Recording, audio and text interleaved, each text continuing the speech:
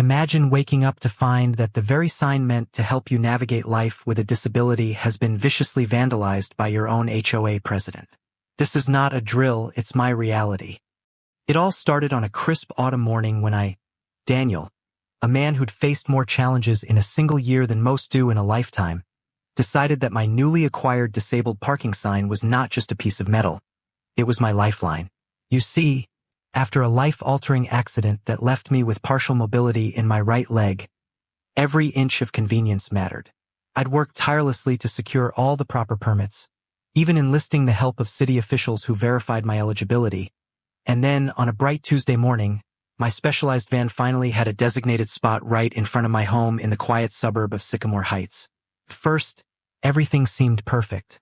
The neighborhood was peaceful, the houses were well-kept, and the community exuded a friendly, if slightly regimented, charm. However, behind the manicured lawns and tidy sidewalks lurked a brewing storm. A storm in the form of Linda Pearson, our notoriously overbearing HOA president.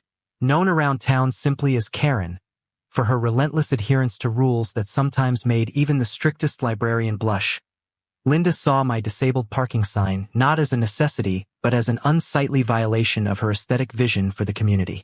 I remember that fateful Wednesday afternoon when I first noticed something was off.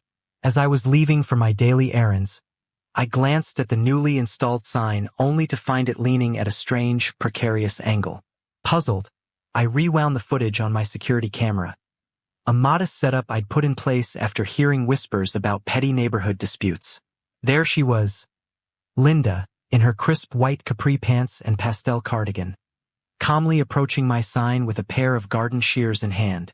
The surreal scene unfolded before my eyes as she snipped away, her actions deliberate and with an air of self-importance. I reached out to her via email, politely explaining that my sign was city-approved and that, by law, my disability accommodations were protected. But her reply was immediate and unapologetic. She claimed that my sign violated the HOA's strict aesthetic guidelines and demanded that I remove it immediately, or face a daily fine of $50. I tried to reason with her, citing city ordinances and even the Americans with Disabilities Act, but Linda's response was a flat, "I see, not in Sycamore Heights."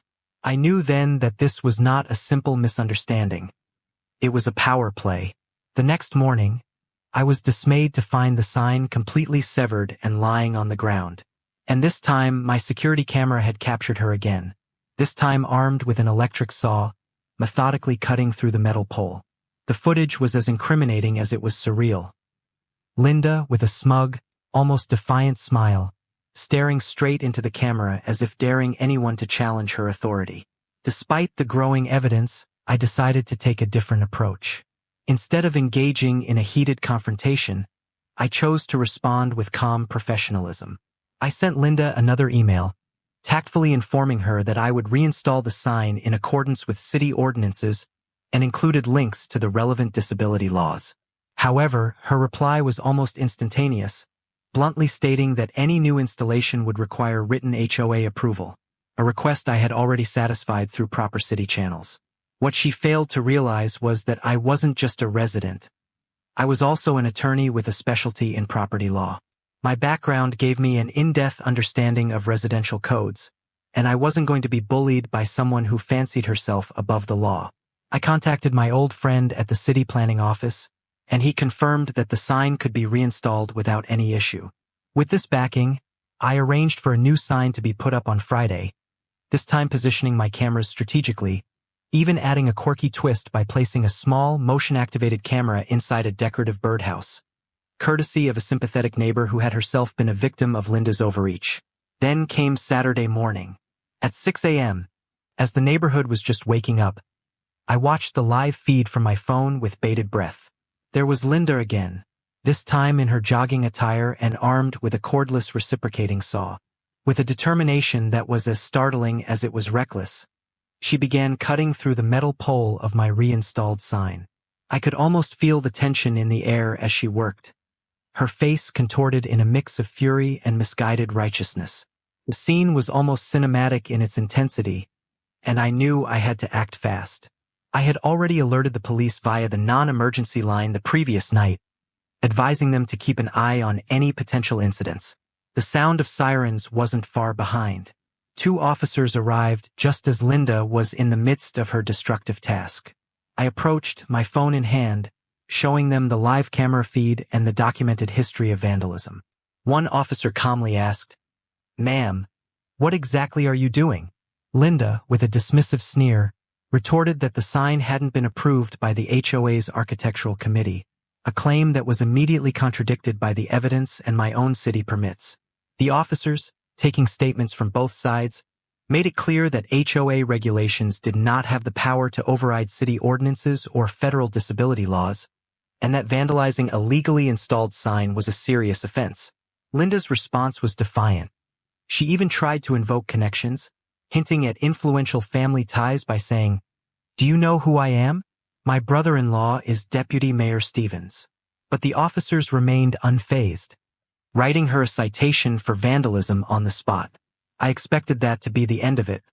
A citation, maybe a fine, a stern warning, but Linda was not someone who backed down easily. Later that afternoon, an emergency HOA bulletin was blasted to every homeowner's email in Sycamore Heights. In it, Linda attempted to smear my reputation by accusing me of abusing disability accommodations, even attaching photos of me carrying groceries and walking my dog as evidence that I wasn't truly disabled enough. This blatant act of character assassination pushed me to take even more decisive action. I reached out to my doctor, contacted the city's Disability Resource Center, and consulted with a colleague who specialized in discrimination cases. The next step was clear. I filed for an emergency injunction and a restraining order against Linda and the entire HOA board. The case was assigned to Judge Michaels, a no-nonsense jurist known for cutting through bureaucracy and standing up for what was right. 2 weeks later, the courtroom was packed with tension. Linda arrived with the HOA's attorney, dressed impeccably in a navy blazer and pearl necklace, radiating an air of misplaced authority. I, on the other hand, represented myself with nothing more than a flash drive containing all my security footage, email exchanges, and the medical documentation that validated my need for the disabled parking sign. Linda's attorney tried to argue passionately about HOA authority and the importance of neighborhood aesthetics, but he never once addressed the core issue: the repeated vandalism and harassment that had upended my daily life. When it came time for me to speak, I simply played the security footage on the courtroom monitor.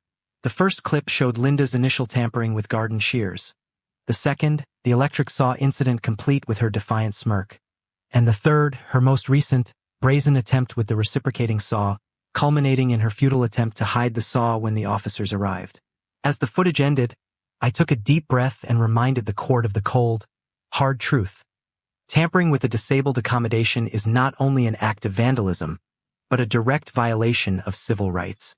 Judge Michaels leaned forward, removed her glasses, and locked eyes with Linda. In a voice that was both calm and resolute, she stated, "Ms. Pearson, are you aware that tampering with a disability accommodation is a civil rights violation, and that publicly questioning the legitimacy of someone's documented disability borders on defamation?" There was a silence in the courtroom that was almost deafening. Linda's confident facade began to crumble. Before her attorney could interject, Judge Michaels continued, "I am hereby issuing a restraining order. Ms. Pearson, you are to remain at least 50 feet away from the plaintiff's property at all times. Furthermore, I am imposing a fine of $5,000 for the repeated vandalism of city property and the violation of federal disability rights. This case is now being referred to the district attorney for further criminal charges." The courtroom erupted in murmurs, and for a brief moment it felt as if the weight of justice itself was palpable. Linda's face turned an unmistakable shade of crimson. She tried to protest, her voice trembling as she attempted to assert her supposed authority, but the judge was having none of it. "The HOA bylaws do not grant you the power to act above the law," she said almost inaudibly before the judge ordered the officers to escort her out of the courtroom. In that instant, the carefully constructed kingdom of rules and regulations that Linda had built began to crumble, and I couldn't help but feel a profound sense of vindication. As the courtroom emptied, I caught a final glimpse of Linda standing in the hallway with her head bowed, scrolling through her phone in disbelief at the court's ruling. It was a moment of poetic justice, a reminder that no one is above the law and that sometimes speaking up for your rights means standing alone against an entire system of abuse. In the weeks that followed, the story of the vandalized disabled parking sign spread throughout the community and beyond. Neighbors began to question the excessive power wielded by the HOA, and calls for reform grew louder. I received countless messages of support from individuals who had faced similar struggles, and my experience sparked a broader conversation about the rights of disabled individuals and the overreach of private governance. This whole ordeal taught me several invaluable lessons. Always document every interaction, never be afraid to stand up for your rights, and remember that the law is on your side if you know how to use it.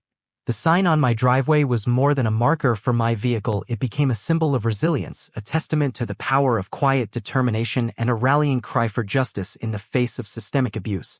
And so, dear listeners, as I close this chapter of my life story, I invite you to reflect on the importance of community, accountability, and the unyielding pursuit of fairness.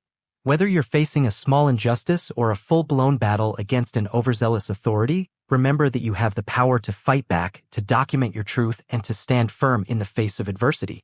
Because at the end of the day, every act of defiance against injustice lights the way for others who are struggling in silence. Thank you for joining me on this roller coaster journey through the corridors of power, prejudice, and personal triumph. If you enjoyed this story, please like, share, and subscribe for more Storytime adventures where the ordinary collides with the extraordinary in the most unexpected ways.